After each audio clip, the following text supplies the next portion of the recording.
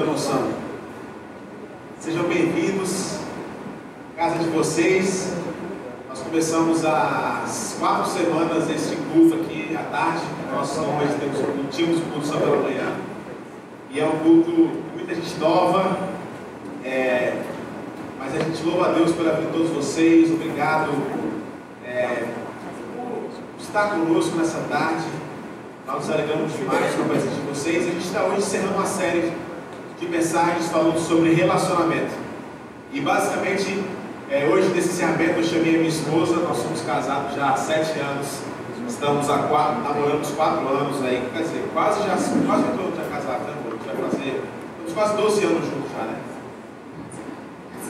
Em agosto do ano que vem a gente faz 12.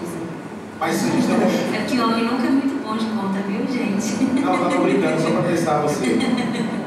A gente está... Só para lembrar um pouco do que nós falamos aqui, para a gente hoje concluir nossa série, nessa terceira semana, na primeira semana a gente, na verdade, falou um pouco sobre... normalmente a gente veio para essa série, muita gente veio querendo aqui pegar algumas dicas, como é que eu posso ser mais feliz, ou como é que eu posso resgatar meu casamento, meu noivado. E a gente acha muito interessante alguns pontos específicos, e talvez muita gente veio esperando aqui, vamos lá, os caras vão dar 10 passos para me tornar uma pessoa mais feliz ou mais resolvida nos nossos relacionamentos. E a nossa intenção, na verdade, desde o primeiro capítulo dessa série, nós fomos partindo do princípio que para nós é fundamental para qualquer tipo de relacionamento, que é entender um pouco melhor o que é relacionamento. E o nosso relacionamento como cristão, ele parte da compreensão do que Jesus Cristo fez por nós. Porque nós não merecíamos ser amados, a gente não merecia perdão, e por causa de uma graça gigantesca que a gente não consegue mensurar, nós somos amados, e por causa do nosso pecado, Jesus Cristo foi pregado naquele madeiro.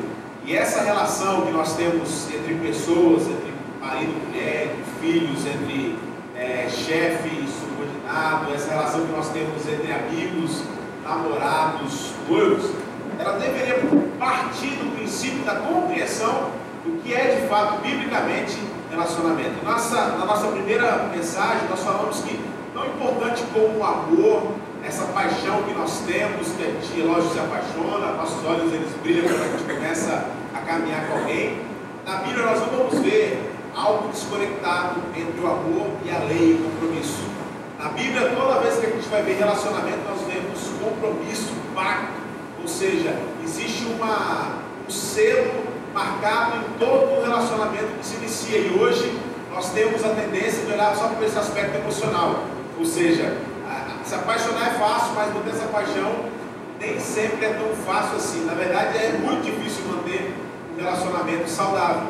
A gente partiu dessa compreensão do que é biblicamente um relacionamento, o que é este amor incondicional de Deus por nós, e a partir dessa compreensão nós podemos amar o nosso próximo como nós nos amamos. E essa foi a primeira mensagem. Semana passada eu não estava aqui, mas o pastor Daniel falou um pouco sobre a história de Jacó, das suas expectativas, de como ele tentou em diversas maneiras suprir a sua carência. E nós vamos entender que todos nós somos seres carentes, e a gente às vezes procura suprir a nossa carência em coisas que não podem ser supridas. E a gente vai ver que, na verdade, a única coisa que pode nos suprir de verdade, o homem como um todo, é o que nós falamos que é o Evangelho, o Evangelho literalmente significa a boa nova, entendendo o que Jesus Cristo fez por nós. Não, nós vamos lutar de tudo quanto é jeito, a gente pode dar aqui várias dicas, mas a gente vai ser simplesmente moralista. E você pode talvez melhorar os seus relacionamentos nos próximos 2 meses, mas daqui a pouco acaba isso, porque você não entendeu o princípio que nós partimos para qualquer tipo de relação. E basicamente foi isso que nós falamos nessas 2 semanas. E hoje a gente quer fechar essa série, queremos falar um pouco mais sobre esse relacionamento entre homem e mulher, casamento, noivado, e nada melhor do que chamar a pessoa mais especial da minha vida para fazer parte dessa mesa comigo, para a gente conversar sobre isso. E nessa introdução nós percebemos, tanto no primeiro capítulo como no segundo, que Deus é um Deus que ama relacionamento. Deus é um Deus que é apaixonado e criou o homem para se relacionar. Deus é um Deus de relacionamento, e isso faz parte da essência de quem Deus é. Exatamente. Deus, Ele em si, Ele é 3 em 1. Deus é Pai, Filho, Espírito Santo, e Ele está constantemente se relacionando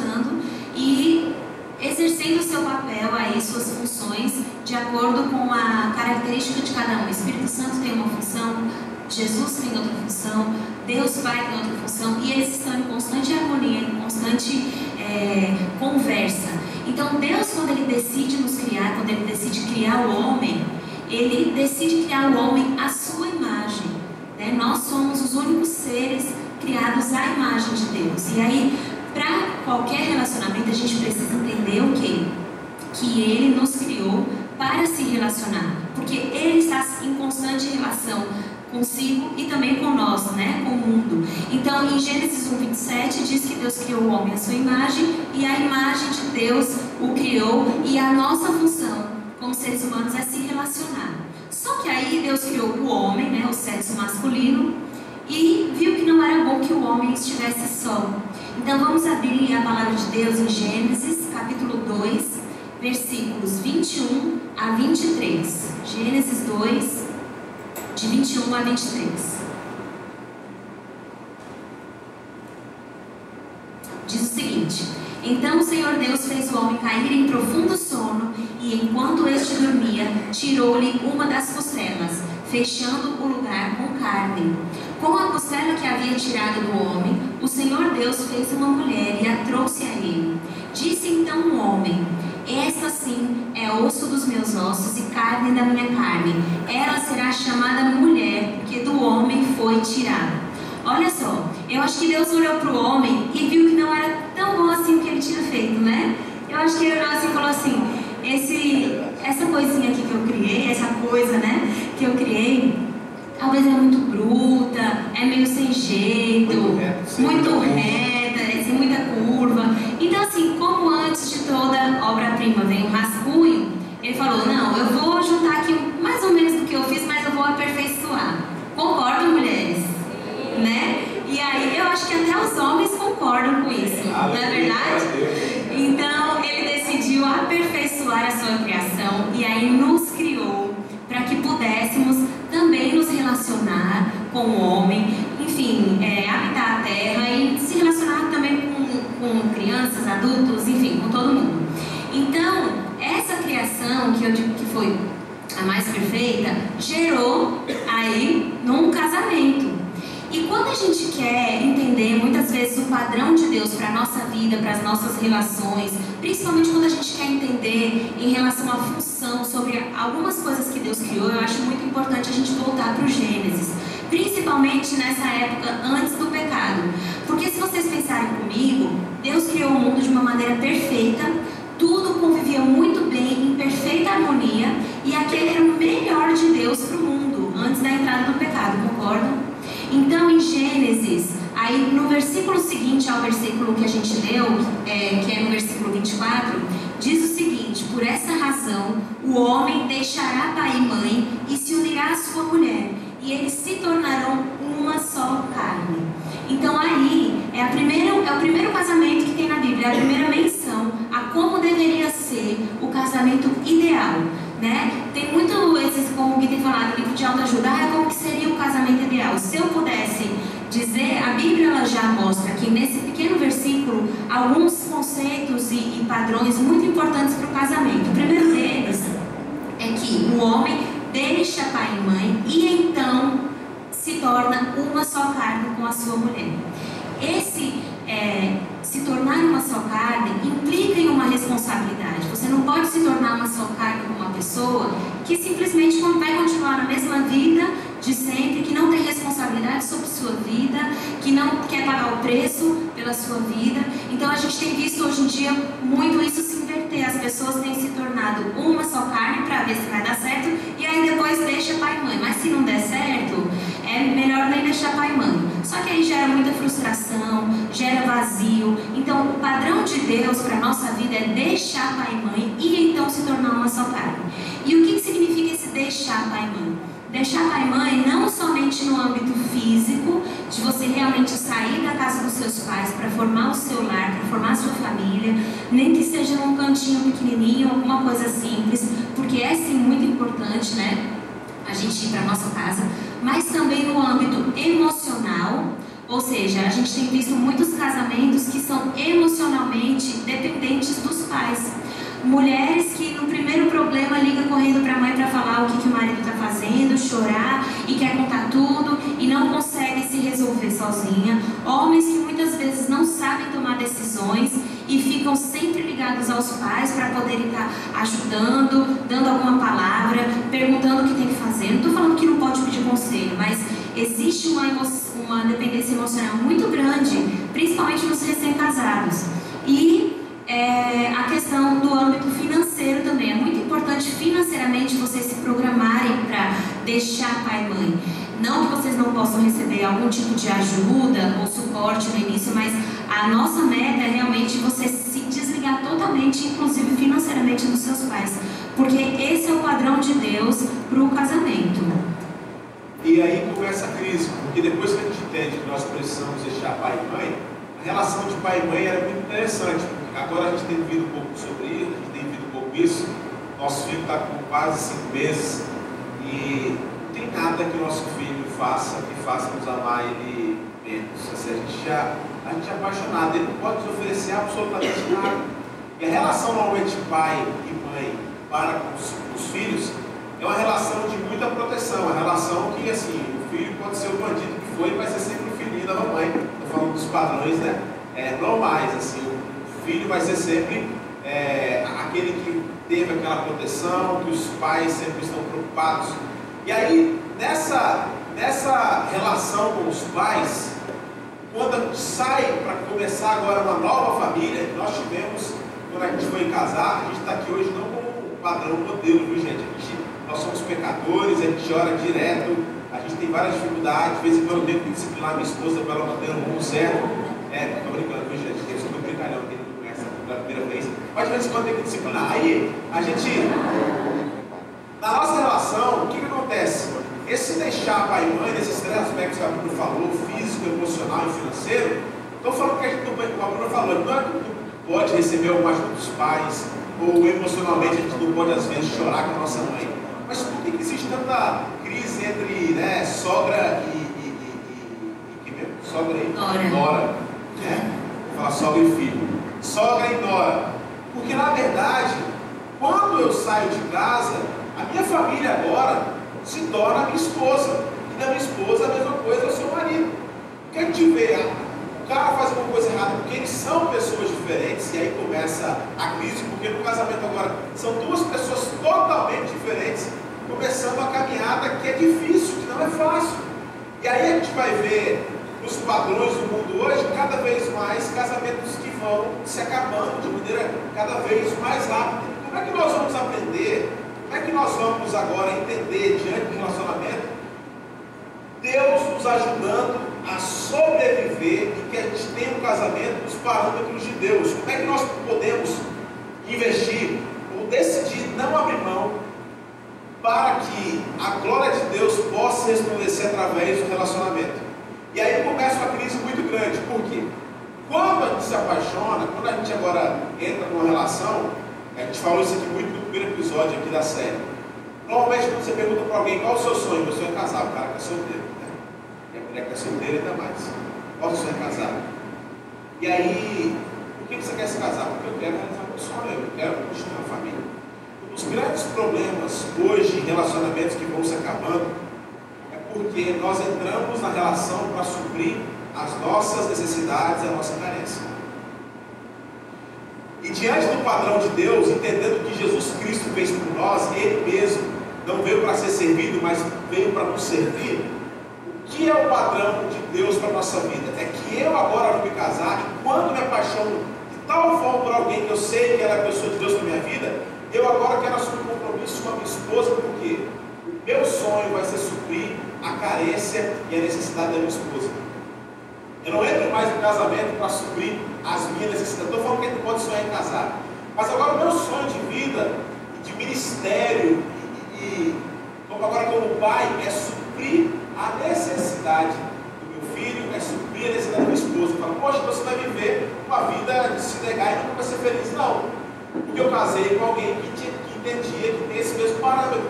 E a vida da Bruna hoje, e a gente vai perceber isso, daqui a pouco nós vamos ilustrar isso aqui de maneira um pouco mais clara, é que eu hoje vivo o meu casamento para suprir a carência, o amor que a Bruna precisa de um marido. E a mesma forma acontece com ela comigo.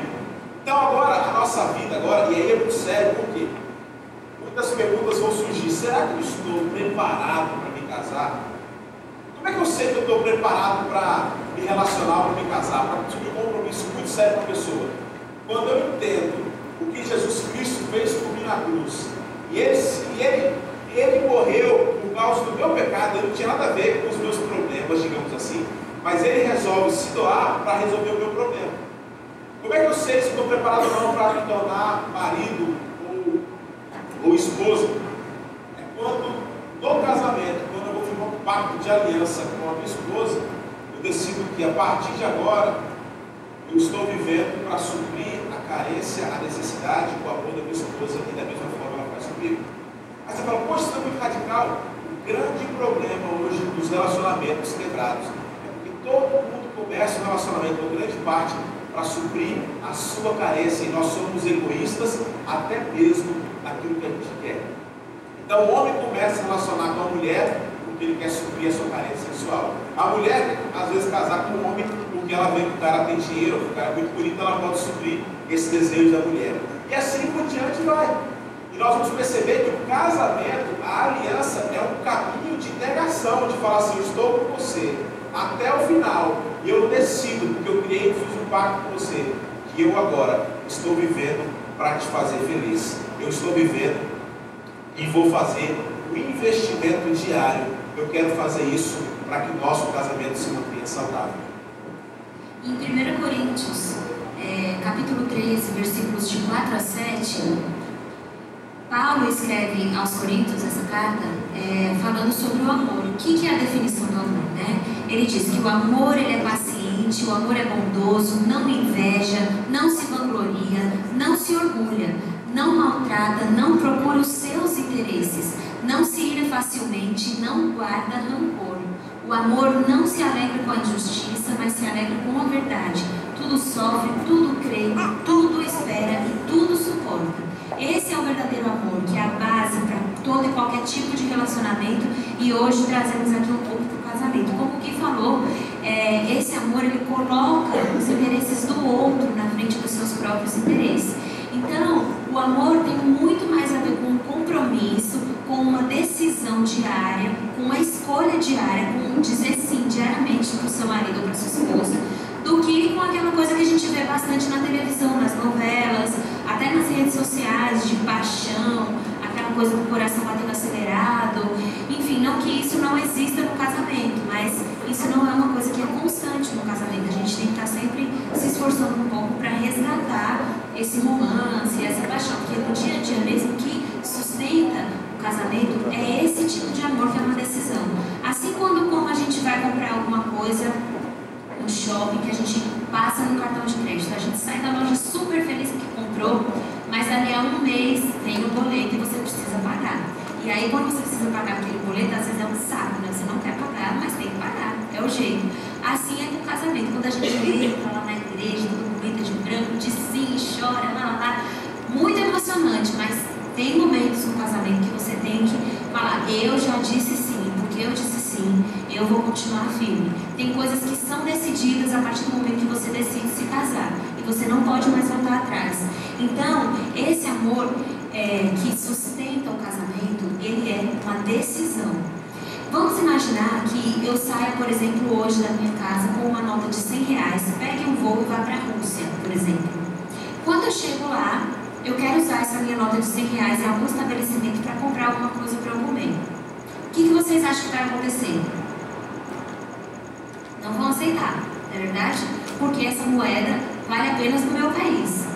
Agora, vamos pensar que eu saio da minha casa com uma barra de 1 quilo de ouro e vá para qualquer país do mundo. O que vai acontecer? Se eu quiser utilizar esse ouro em algum local, em qualquer local que eu for no mundo inteiro, essa barra de ouro vai ser aceita.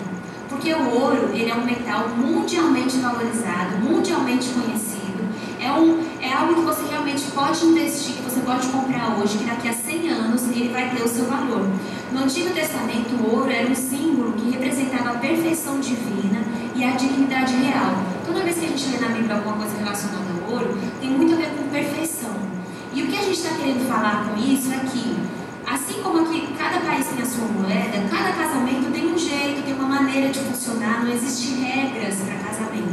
Mas tem uma coisa que tem que ter em todo casamento, que funciona em todo casamento e que deve ser usado para investimento e que é valiosíssimo.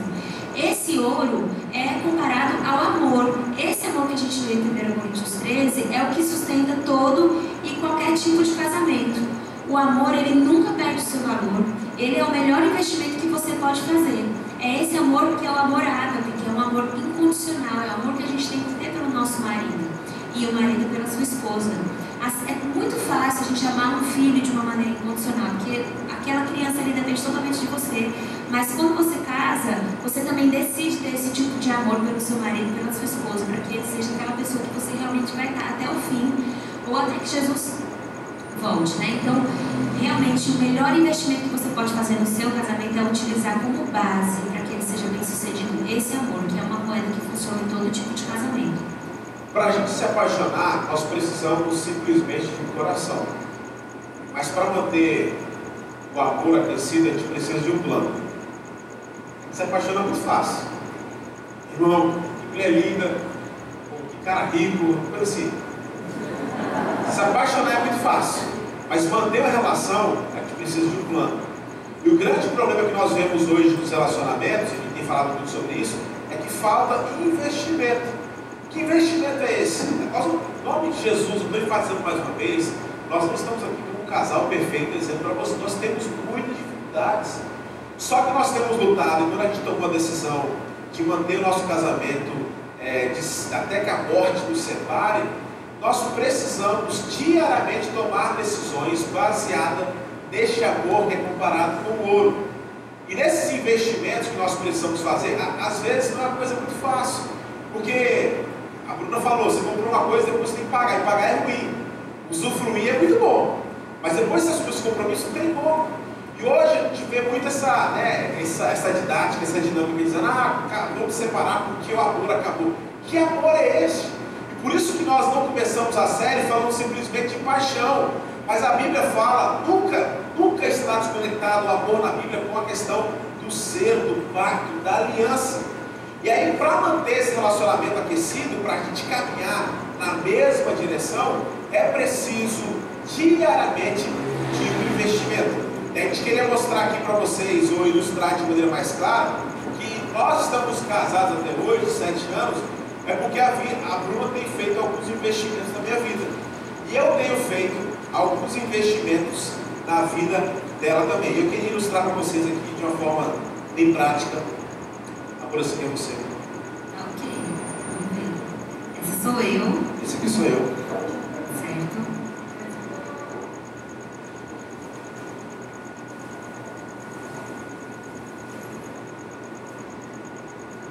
Estou achando tão bom que a gente está quase do mesmo tamanho aqui no pouquinho. Eu não estou te chamando de gorda, tá? Longe disso, ó.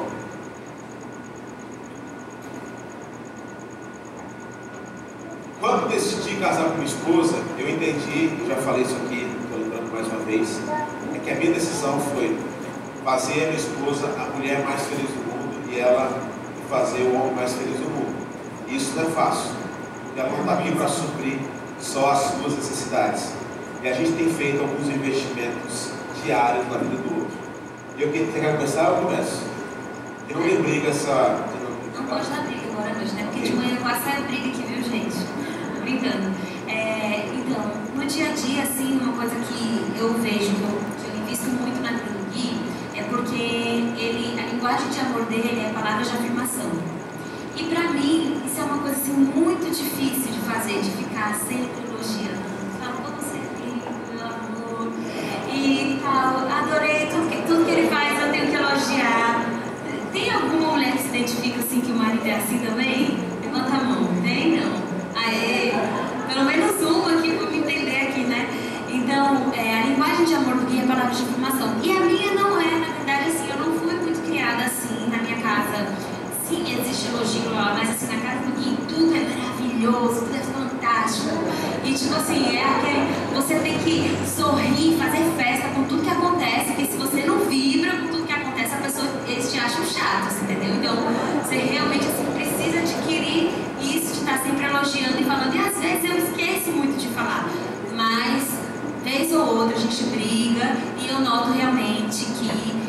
preciso falar mais, enfim, valorizá-lo mais com palavras. E aí, toda vez que eu faço isso, eu estou investindo e enchendo um pouquinho o seu tanque emocional. Obrigado. Fala com você. Você é lindo. Eu tenho investido, isso aqui é a minha oração, mas é porque a Bruna ela tem um vício um pouco estranho, assim. Ela tem uma... Toda mulher aqui, acho que a grande maioria usa brinco. E tem o brinco e tem a tarraxa, né? Que é a parte de trás do brinco. Na maioria das vezes a tarraxa está atrás do seu brinco, não é aquele casadinho com o seu brinco. Você já perdeu a tarraxa, então você vai... Tá vendo que eu sei disso? E a Bruna, ela vai dormir e ela sempre esquece de tirar o brinco antes de deitar na cama. E aí ela faz o negócio que ela deita na cama e lembra que ela está com o brinco, vai se machucar. Ela simplesmente tira o brinco e coloca em cima da cama, do meu lado da cama. E toda vez que eu vou deitar, várias vezes já, eu já me furei. Quando me furo, eu falo, poxa, caramba, mais uma vez. É mais ou menos isso que eu falo lá quando me furo. Mais ou menos não, né? Só que não. Mas é engraçado, eu já pedi várias vezes para a Bruna e ela não consegue. Essa semana aconteceu isso de novo. Mas eu sei que para ela é tão difícil, mas ela está tentando mudar. Mas assim, no caso do nosso está acontecendo, mas toda vez que eu me furo, eu consigo me segurar. Mesmo ela estando errada, eu falo assim, irmão, nosso casamento é além de furos, de machucar, de qualquer outra coisa. Mas eu confesso, amor, que isso para mim tem sido difícil, mas eu invisto em você, eu faço isso. Desculpa, eu vou tentar melhorar, ok? Amém. Glória a Deus por isso. Bom, eu invisto um pouquinho aí na vida do Gui quando eu dou uma fechadinha assim no olho, quando ele começa a comer muita porcaria. Você sabe, né, que meu marido adora comer, adora tomar Coca-Cola. Quem não gosta de porcaria? Todo mundo gosta. Mas assim, eu acho que ele exagera um pouco, assim. Por ele comeria e tomaria Coca todos os dias. E aí, eu sou nutricionista, né? Então assim, chega uma hora que eu falo, gente, não tá dando mais. Pra vocês verem que santo de casa não faz milagre. Então, mas assim, às vezes eu sei que ele fica tão feliz, né, quando tem uma Coca-Cola, alguma coisa, aí eu finge que eu não tô vendo, eu deixo pra lá, eu respiro fundo, falo, tudo bem, vamos lá, deixa ele querer mudar por conta própria. Então eu invisto em você quando eu deixo um pouquinho pra lá isso. A questão é que meu filho não tem nada a ver comigo.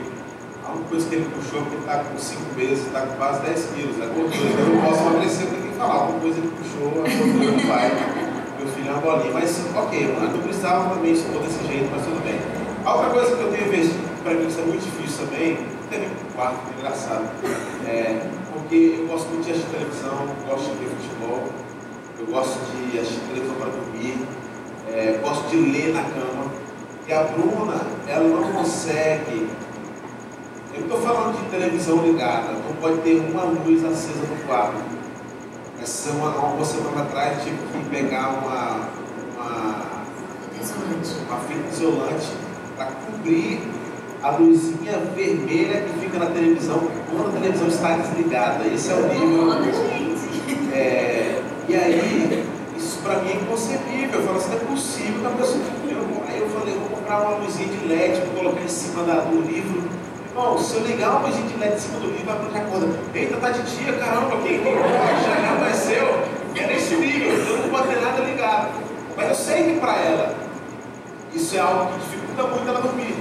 E por amor, eu tenho feito esse depósito no seu tanque. Agora, deixa eu falar uma coisa antes da gente continuar. Você vai falar assim, eu quero falar também uma coisa, peraí. Pode.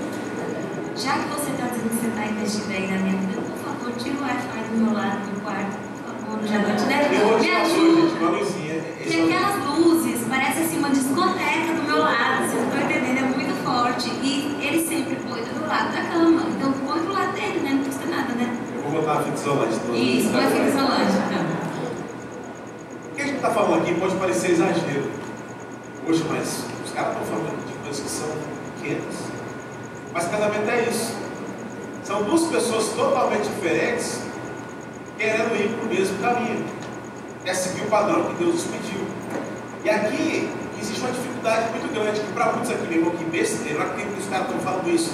Mas às vezes uma besteira que é para você, para mim não é. Uma besteira que é para mim, para mim não é. Para mim a palavra de afirmação, para ela é uma besteira, mas para mim é muito importante. Assim como para ela é muito importante não ter luz nenhuma no quarto.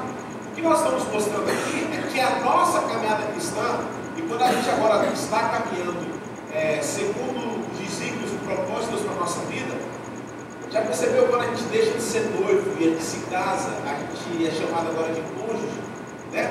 Essa palavra cônjuge, ela vem de jugo. O que é jugo?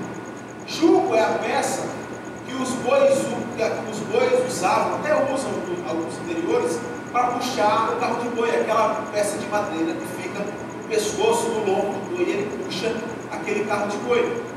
O que é se tornar cônjuge? É estar sob o mesmo jugo, ou seja, é o mesmo jugo. O que é o casamento? O que é essa relação? Cônjuge vem da ideia de estar debaixo do mesmo propósito, ou seja, quando eu me caso, não sou mais eu que vou puxar a carroça ou o carro de boi sozinho.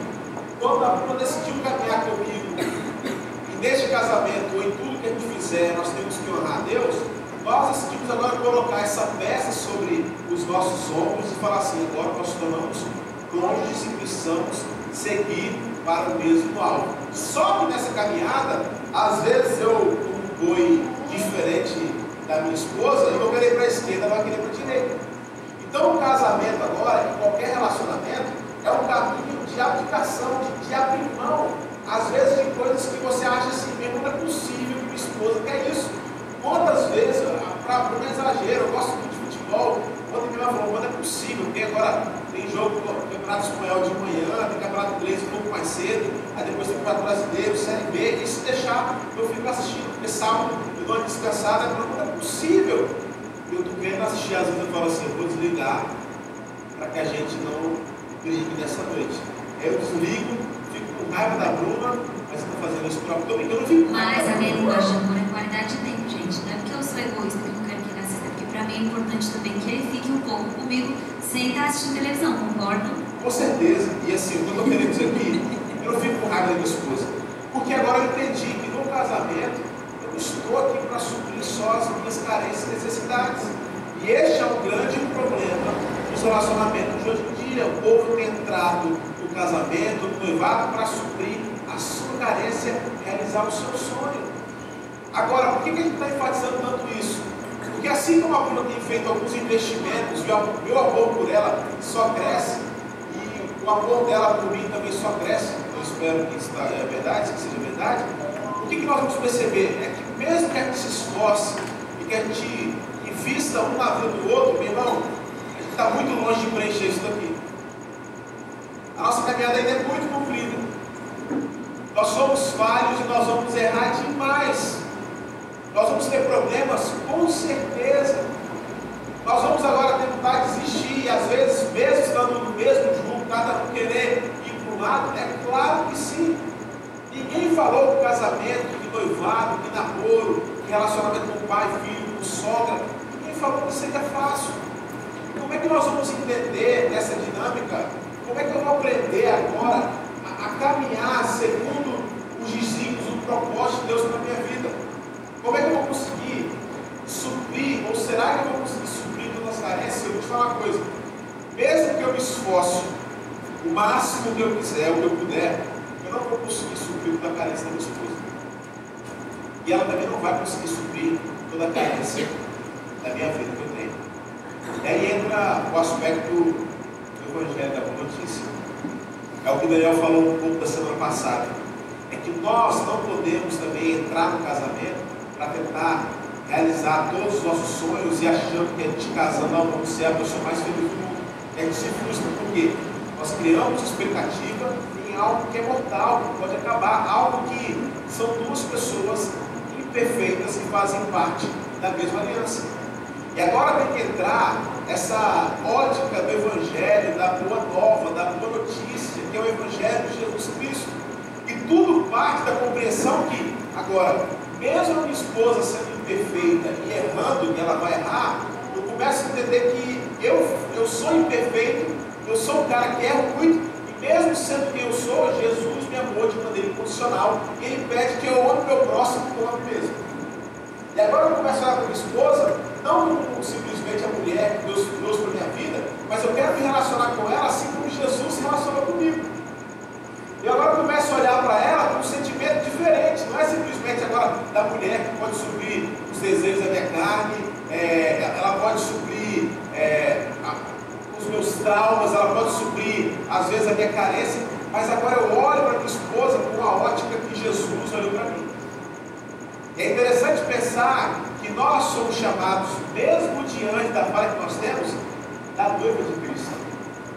Jesus Cristo é apaixonado por sua igreja, a ponto de eu e você, como igreja, como comunidade que relaciona e que temos falhas e erros, Deus nos chama de sua noiva. Isso é muito profundo, isso é muito lindo. Agora, como é que nós vamos, de onde surge isso daqui? Como é que a gente pode ter, como é que a gente arruma este ouro para investir na vida do meu cônjuge, da minha mãe, das pessoas que têm dificuldade de me relacionar? Porque tudo bem, eu estou entendendo esse investimento, mas de onde surge isso daqui? Nós vamos entender que no Evangelho tudo parte da plataforma da graça e misericórdia que foi a cruz de Cristo. E aí, na nossa imperfeição e a gente vazio, a gente vai entender que existia um Deus perfeito, sem pecado, sem mácula. E Ele se faz carne, Ele habita entre nós aqui na terra. E mesmo nós, sendo que nós somos pecadores miseráveis, o Deus nos ama de maneira incondicional e dá a sua própria vida, sabe para quê? Para reatar o relacionamento que foi quebrado com Ele. Um Deus que é perfeito, que é cheio, que não tem erro, que não tem pecado. E Ele olha para nós com as nossas falhas. Eu imagino, nós vamos entender um pouco mais essa dinâmica no céu, quando a gente chegar. Irmão, rapaz, eu fiz tudo isso e mesmo assim eu cheguei por aqui. E Jesus olha para nós e fala assim: filho, não tinha nada que você fizesse ou que você deixasse de fazer que iria diminuir o meu amor por você. Porque o meu amor por você é incondicional. Aquela cruz era o parâmetro que eu queria para você nos seus relacionamentos pessoais, conjugais, com o seu chefe. Um dos versículos que eu mais falo, acho que talvez o versículo que eu mais gosto da Bíblia, e eu sempre lembro ele, porque isso aqui, para mim, ele sintetiza o que é o Evangelho de Jesus. Quando no Evangelho de João, capítulo 1, versículo 14, João está apresentando Jesus e fala assim: aquele, o verbo se fez carne entre nós, cheio de graça e de verdade. Jesus é esse cara que vai enxergar a vida nessa dinâmica da verdade e da graça. Porque quando ele olha para nós, é verdade, ele enxerga os nossos problemas, ele enxerga o miserável que nós somos, ele enxerga as falhas da minha esposa, ele enxerga as minhas falhas, é verdade. Mas Jesus, ele nunca enxerga uma verdade desacompanhada da graça. É por isso que esses versículos antecedem todos os milagres da Bíblia. No capítulo 2 de João, é o milagre lá de Caná da Galileia, o casamento, acabou o vinho. Aí Jesus vai lá e transforma a água em vinho. Irmão, o que Jesus teve com aquela história? Humanamente estava falando, talvez nada. Mas Jesus nunca enxerga uma verdade desacompanhada da graça. E agora no meu casamento com a Bruna, eu vou achar muitas falhas da minha esposa, e ela vai achar muito mais falha em mim ainda. Eu sou mais pecador do que ela é mais crente do que eu, muito mais. Mas agora, diante do Evangelho, quando a gente entende que Jesus Cristo fez a cruz por nós, eu não enxergo mais a minha esposa só com verdade, com suas falhas, eu enxergo com graça. E aí, meu amigo, você deve estar se perguntando: meu irmão, como é que eu vou entender, como é que eu vou aprender a me relacionar? Porque, pastor, você não sabe como eu tenho sofrido. Tem sido muito difícil. Eu quero te falar uma coisa: existe uma solução para os seus problemas. Existe um caminho para os seus problemas. E esse caminho é Jesus Cristo. Esse caminho cheio, Deus perfeito que habitou entre nós. Sabe o que Ele decide fazer por você? Isso aqui, ó. Era para ter quebrado.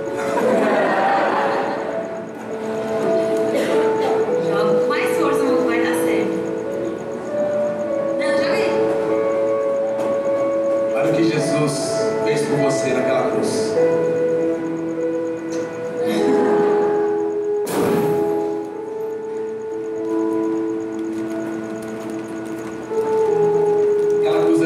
sua.